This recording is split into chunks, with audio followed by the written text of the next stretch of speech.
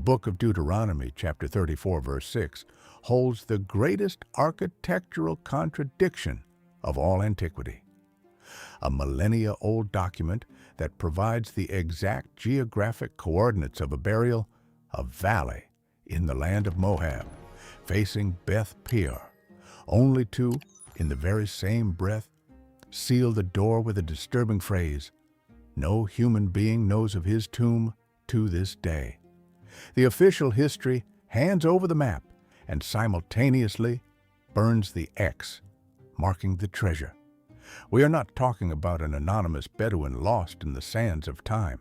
We are talking about Moses, the relentless leader who cornered the Pharaoh of Egypt, who parted the waters, who guided nearly 2 million souls for 40 years through the most severe wastelands on the planet. This historical giant simply evaporates at the end of his epic journey, leaving not a single bone fragment, not a single worn tombstone, not a single stone sanctuary. Think about the sheer audacity of this record. If the Torah were merely a collection of legends woven to unify a people, the natural, almost mandatory ending would be an apotheosis, a colossal pyramid, a golden pantheon, a grand memorial where future generations could beat their chests and say, "Here lies our liberator." But the narrative takes a sharp turn. The sacred archive makes a point of locking away that access. It documents the physical act of the burial, but cuts off, at the root, any possibility of veneration. And this begs the nagging question: why does the record exist with such topographical detail if the ultimate intention was complete erasure? The easy answer would say that time eroded the tracks, that sandstorms swallowed the grave, but the biblical text itself leaves no room for chance. The concealment was not a caprice of nature, nor was it a miscalculation by those left behind. The lack of coordinates was meticulously calculated, permanent, and declared from minute one.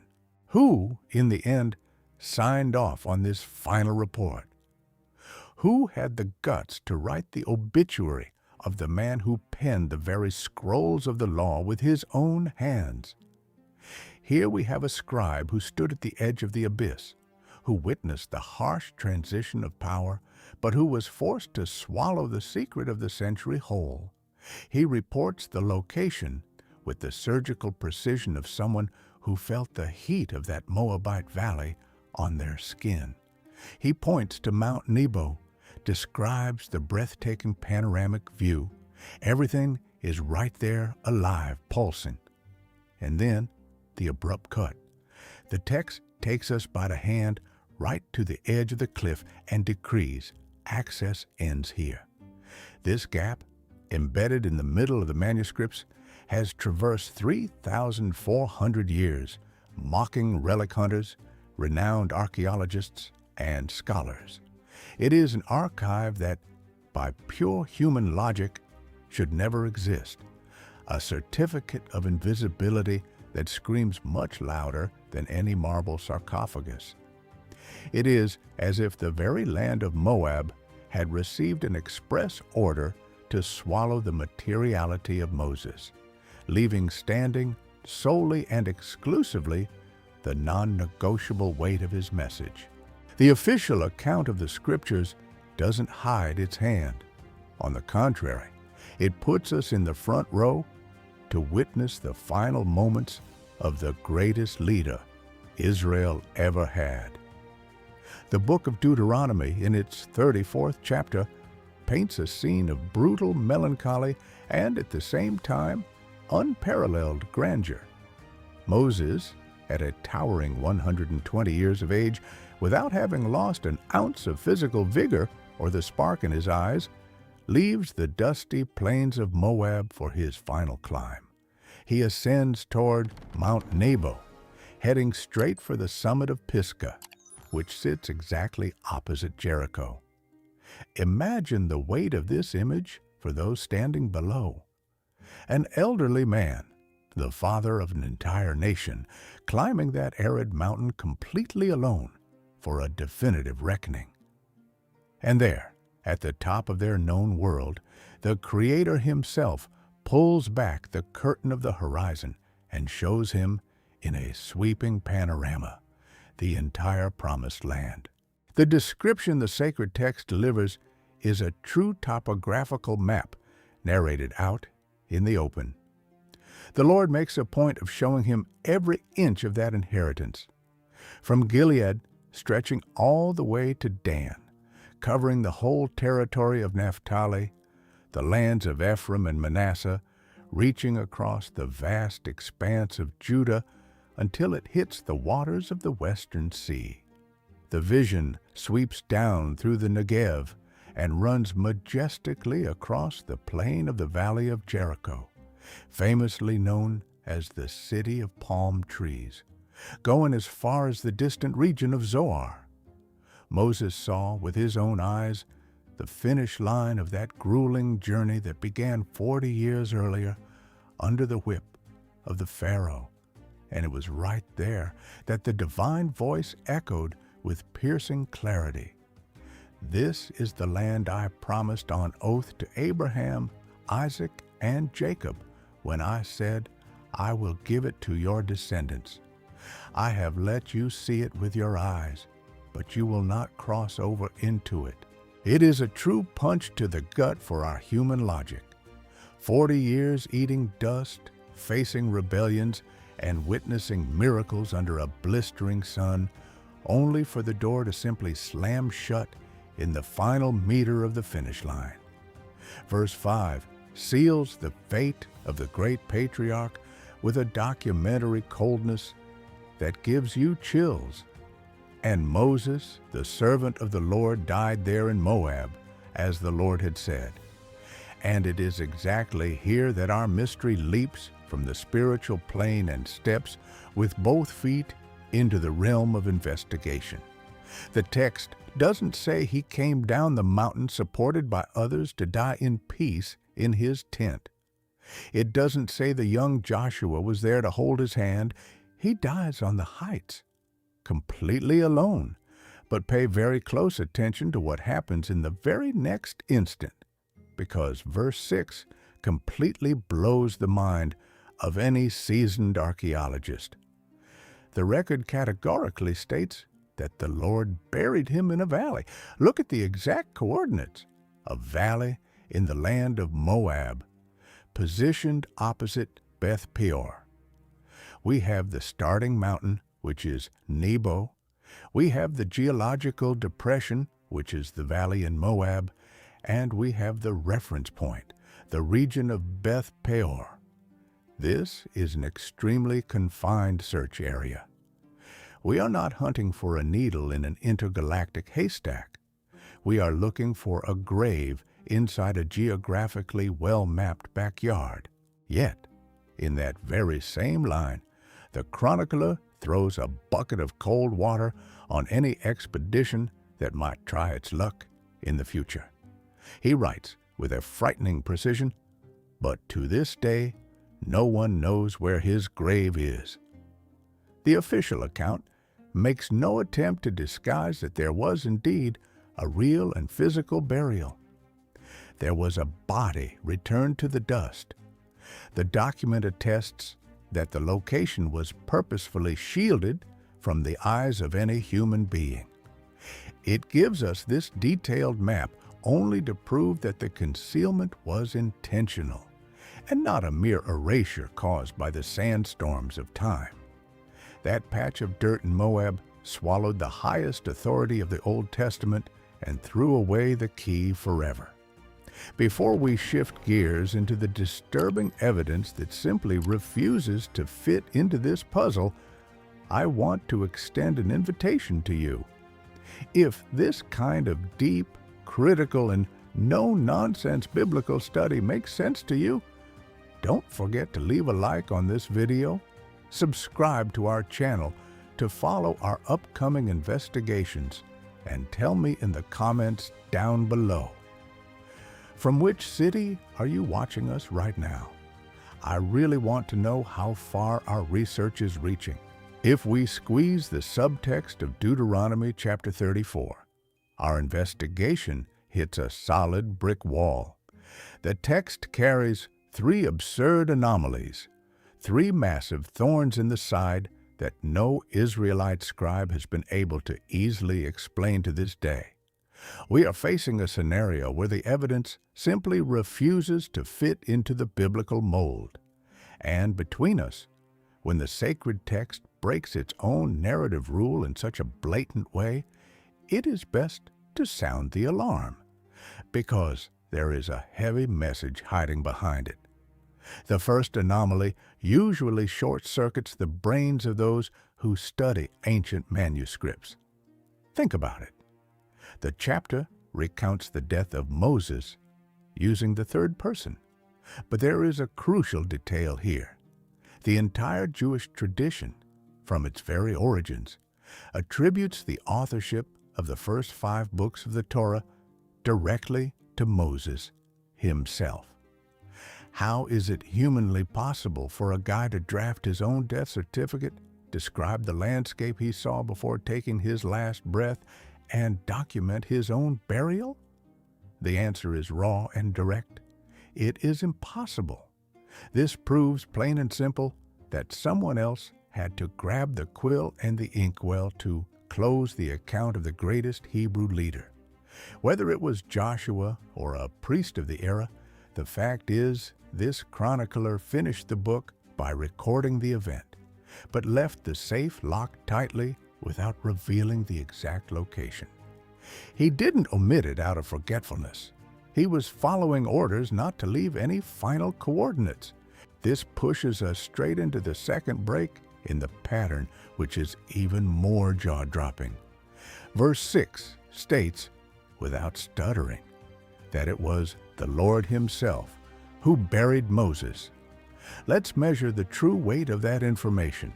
That sentence rips to shreds the entire funerary protocol of any patriarchal or prophetic figure in the Old Testament.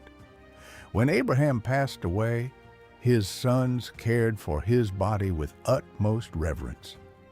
Jacob had a pharaonic funeral procession that brought Egypt to a standstill, complete with luxury embalming and weeks of collective mourning. There were always witnesses, farewell rituals, public weeping, and a physical location marked with a tombstone. But with the great liberator of Israel, the music played to a very different beat. The body was not left in the care of the brave young Joshua. It did not pass through the hands of the 70 elders. Not even the millions of Hebrews waiting down below in the dusty plains had the chance to say goodbye. God himself took charge. It is the only record in all of our millennial history where the Creator acts directly to bury a man, personally ensuring that no mortal eye in any era would ever see the dirt cover that exhausted leader. As if all this weren't enough, the third piece of evidence rings out like a judge's final gavel strike. The disappearance of the tomb was no accident. The grave of Moses wasn't wiped off the map because the strong winds of Moab covered the stones, or because enemy armies looted the region. The text hammers home the expression, "to this day," in the language of that time, saying that no one knew of the grave to this day is the ultimate proof that this geographical void was already a calculated, intentional, and indisputable fact from the very first years after the people crossed the Jordan River. That vanishing act was absolute from minute zero. The door was locked from the inside on the very day of the funeral. Putting these 3 pieces together, the shift in authorship, the burial executed exclusively by divine hands, and the confirmation that the location was a blind spot from the start, it becomes crystal clear that we are not dealing with a failure to communicate. These are the signatures of a project calculated in the heavens to never be deciphered down here on earth. And it's crazy how understanding these tiny details completely flips our minds, isn't it? The Bible might look like a giant jigsaw puzzle, but with the pieces in the right place, the whole movie makes sense. By the way, if you like digging deep and want to see how the whole story connects from A to Z, I have a golden recommendation for you. Pinned in the top comment right down below, I've left a link to a spectacular ebook, The Bible in Chronological Order, from Genesis to Revelation. It's straight-to-the-point material, built to organize your reading and connect these epic events without the headache. Click the link, take a look, and take your knowledge to the next level. Faced with a mystery of this magnitude, where the sacred text itself seems to slam the vault shut and throw away the key, the human mind refused to throw in the towel. Over the centuries, heavyweight theologians, ancient rabbis, and modern archaeologists have pored over these accounts, cross-referencing historical data, maps, and literary clues to try to figure out what actually happened in that Moabite valley. From this massive web of investigations, three main interpretations have emerged, three highly serious and well-supported hypotheses that attempt to explain, once and for all, the disappearance of Moses' tomb. We are now going to break down each one of them, turning up the heat on our investigation, because from this point on, the story takes turns that range from mass psychology to unpronounceable cosmic battles. The first major hypothesis is, without a shadow of a doubt, the oldest, and the rabbinic tradition has defended it tooth and nail, documenting it in great detail within the famous Babylonian Talmud. This line of thought argues that God deliberately hid the location for a pure and simple reason of spiritual security, to prevent Israel from turning their leader's tomb into an altar of worship. Put yourself in the shoes of that nation. We are talking about a people who had just come out of 400 years of slavery, breaking rocks under the Egyptian sun. And what was the Egyptian empire at that time?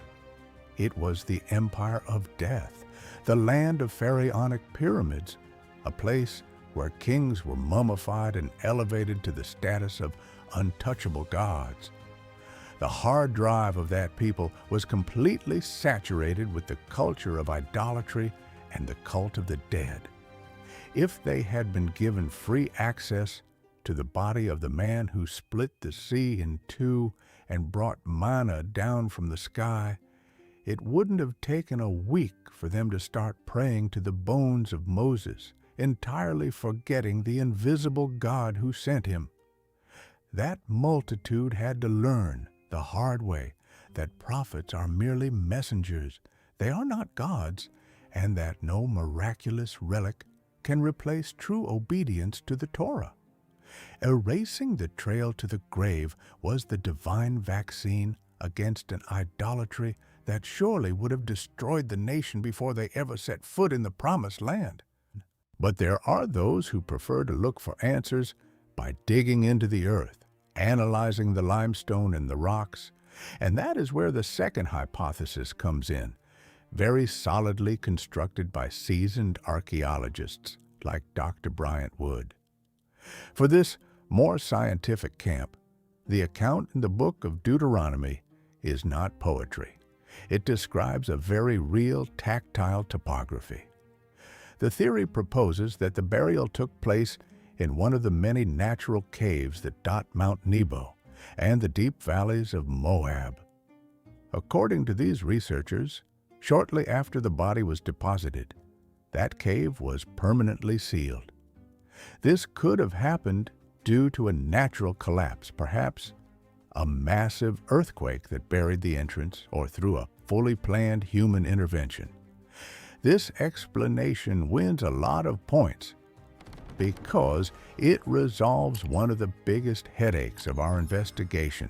It justifies the exact geographical references of the biblical text, proving that the place existed and was mapped, while simultaneously explaining why it was physically impossible for any expedition to locate the entrance in the millennia that followed.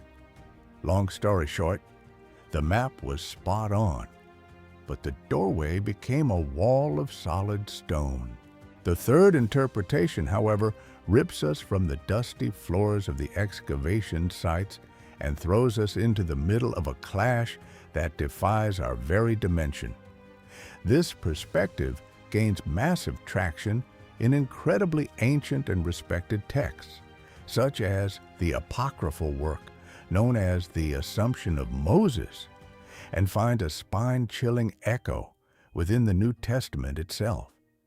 If you flip to the book of Jude, in its single chapter, verse 9, you will stumble upon a deeply unsettling record.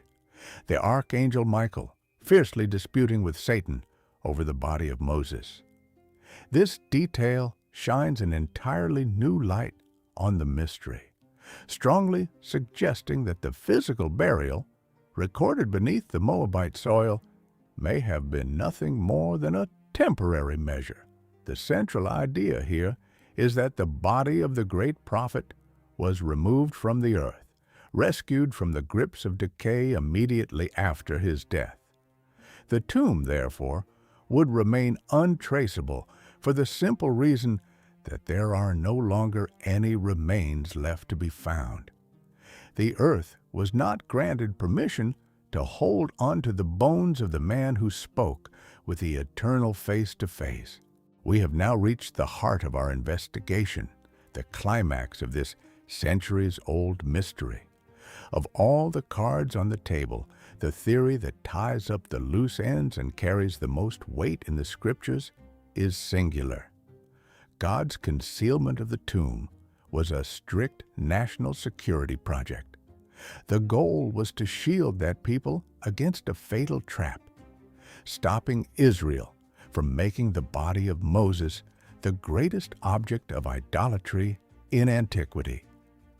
To grasp the gravity of the situation, we need to cross-reference the geographical data with the book of Numbers, chapter 25. Remember Beth Peor, which we mentioned as the reference point for the burial? Well, it was exactly on that patch of dirt that the people suffered one of their worst stumbles. They bowed down before Moabite idols, mixed their faith with pagan rituals, and the devastation was heartbreaking. 24,000 people dropped dead right then and there. The land that served as the stage for this idolatrous tragedy was the very soil chosen to swallow the prophet. It is a message delivered loud and clear, and there is one little detail that makes everything worse, the kind that keeps you up at night. The book of Deuteronomy, in chapter 34, drops a staggering physical fact about Moses on the day of his death. At 120 years old, his eyes had not grown weak, nor had his strength gone. The man didn't drag himself up the mountain. He walked with a firm step, boasting an incredibly well-preserved body. If that multitude had come face to face with a corpse radiating that much vitality at the time of death, the damage would have been irreversible. Moses would have become, in the blink of an eye, the most coveted relic in history. The book of Deuteronomy itself, in chapter 4, hammers hard on the prohibition of worshiping any image or created form.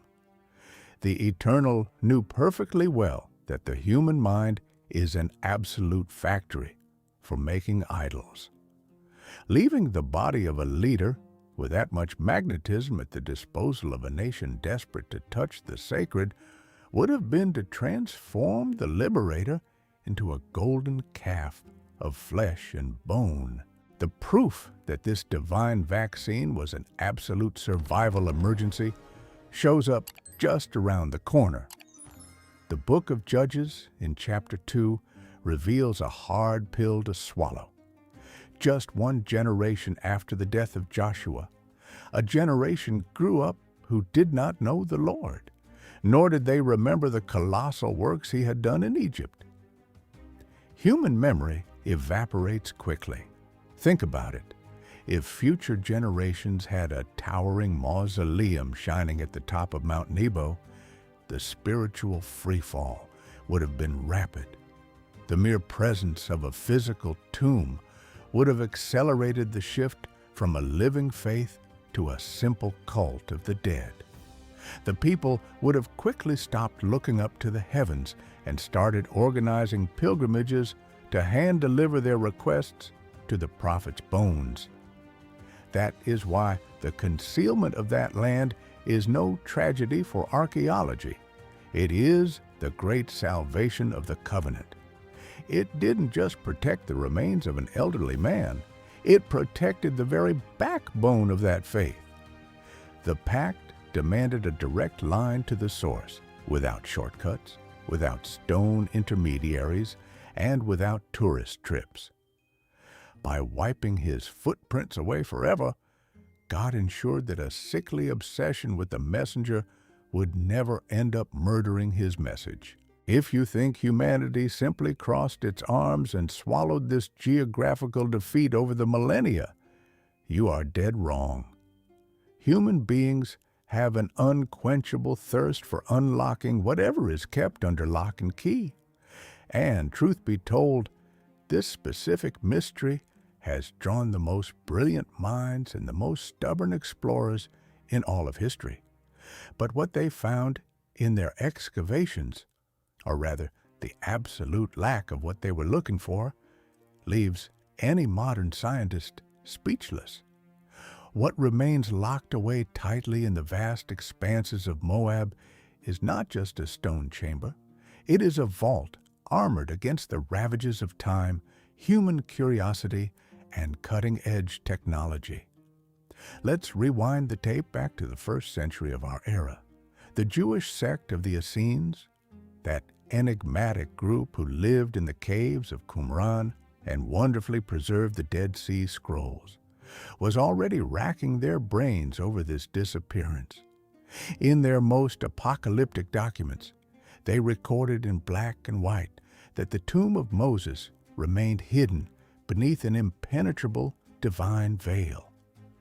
For the Essenes, that plot of land was only going to spill its secrets at the end of times, and exclusively through direct intervention from above. Trying to hunt down that body in the desert was a fool's errand. The Creator's decree was an irrevocable final period.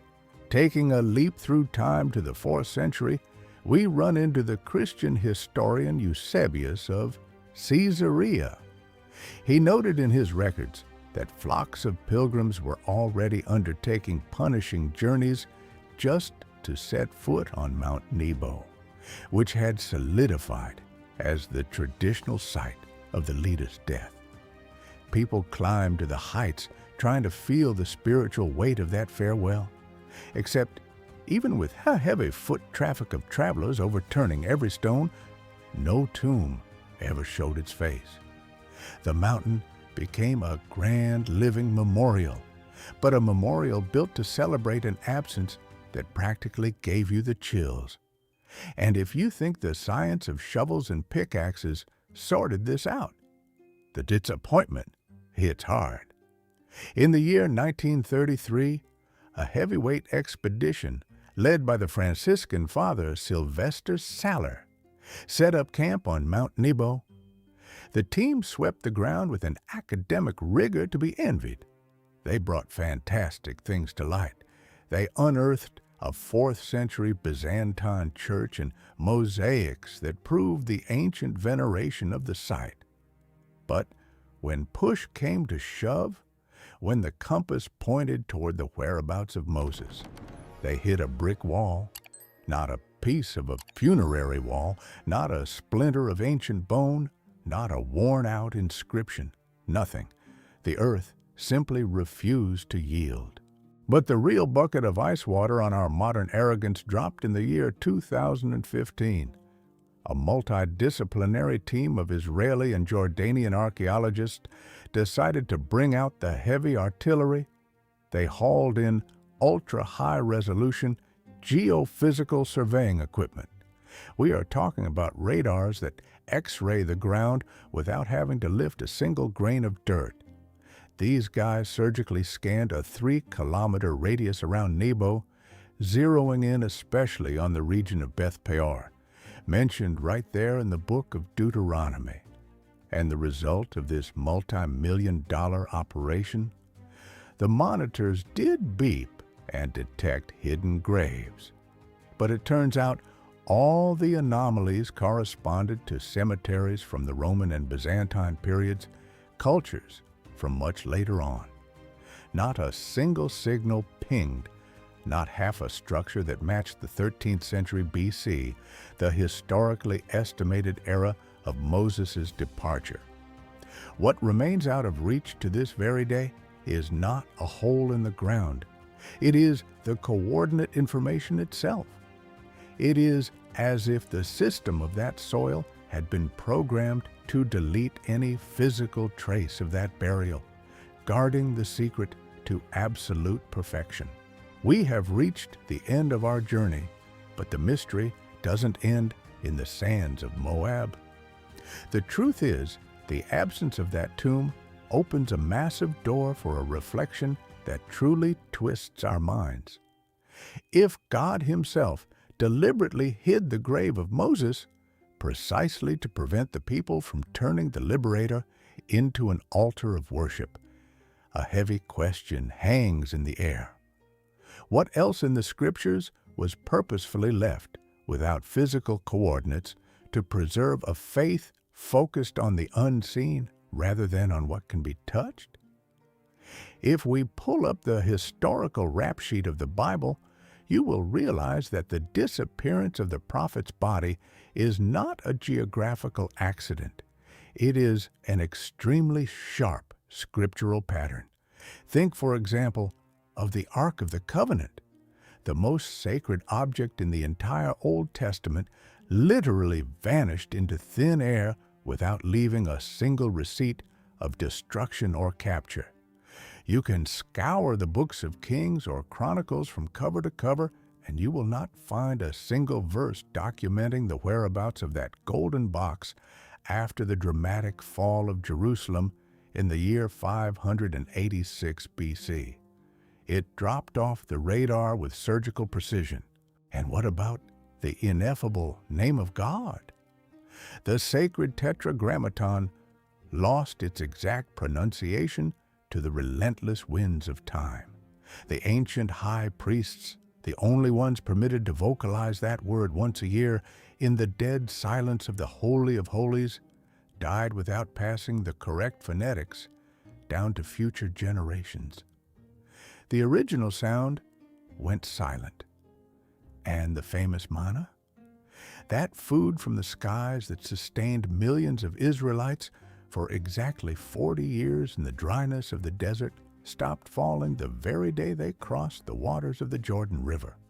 And to this day, with all the feverish excavations in the Sinai or the Kadesh Barnea region, not a single preserved sample, no sealed jar, no fossilized residue has been found to be analyzed in a laboratory. The raw and naked truth is that the lack of Moses' tomb is not a record-keeping failure by those who mourned him.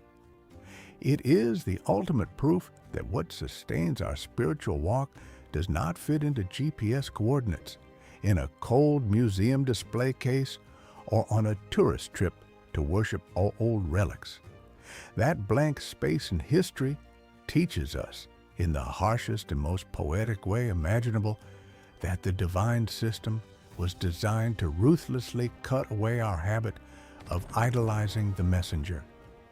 The truly sacred does not leave footprints on the earth for us to worship. It leaves eternal messages for us to live by.